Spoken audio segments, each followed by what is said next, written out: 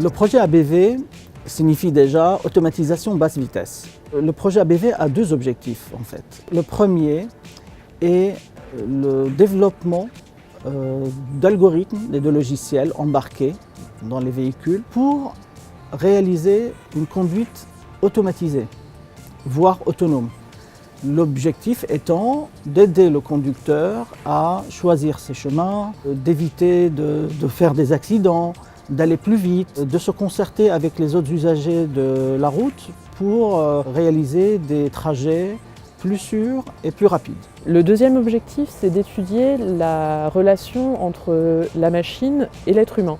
Donc c'est d'aboutir à un système de conduite partagée entre le système qui va gérer la tenue du volant ou la vitesse du véhicule et le conducteur qui va rester responsable du véhicule et qui va devoir prendre les grandes décisions telles que les changements de voie ou le dépassement d'un autre véhicule.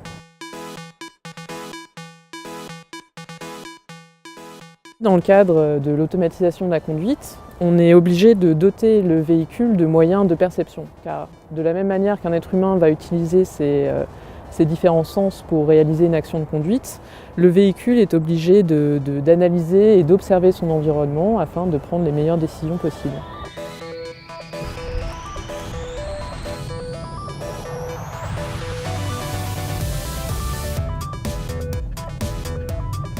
Ce véhicule est équipé avec différents moyens de perception. À l'avant, le véhicule est équipé avec deux lasers qui vont nous permettre de faire la détection d'obstacles. On a une caméra frontale. Donc cette caméra est utilisée pour faire la détection des lignes de marquage qui vont nous permettre de planifier la trajectoire du véhicule et aussi pour faire la classification des obstacles, identifier leur nature, savoir si c'est un piéton ou une voiture par exemple. Ici nous avons l'antenne du GPS RTK qui va nous donner très précisément notre localisation au centimètre près. Donc ici nous avons un boîtier de communication ainsi qu'une antenne 3G qui nous permettent donc de communiquer avec d'autres véhicules. Et en dessous, nous avons toutes les unités de calcul qui permettent de faire le processing de ces données. Ici, on a rajouté un petit laser qui s'appelle un Okuyo et qui nous permet donc de faire la détection des obstacles à l'arrière, ce qui est très utile par exemple en cas de changement de voie, vérifier qu'il n'y a pas un véhicule qui est dans l'angle mort ou derrière nous. Le dernier élément que je peux vous présenter, c'est donc le petit écran qui est là, qui en fait va faire l'interface entre l'être humain et le système. Donc c'est via cet écran tactile que le conducteur va pouvoir sélectionner certaines manœuvres disponibles, comme les changements de voie ou les dépassements. En fait, on est capable de faire le suivi de trajectoire en s'aidant des lignes de marquage, mais le problème c'est que sur le site du campus, on n'a pas de ligne de marquage.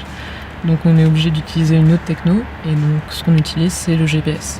Comme on est capable de se localiser très précisément, on peut dire au véhicule de suivre une trajectoire en lui donnant les coordonnées GPS de cette trajectoire. C'est parti. Je ne touche à rien. Elle avance toute seule, comme une jambe. C'est pas un circuit très facile, donc c'est un bon exercice pour nous. La route n'est pas en très bon état, et puis là il y a des arbres qui vont venir générer des perturbations dans notre signal GPS. On n'a pas de ligne de marquage pour s'aider. La route est des fois étroite, elle monte, elle descend, donc c'est vraiment pas un circuit facile. Donc au moins quand on est capable de faire ça, on se dit que quand on va vraiment arriver sur une infrastructure contrôlée, ça devrait donner des meilleurs résultats.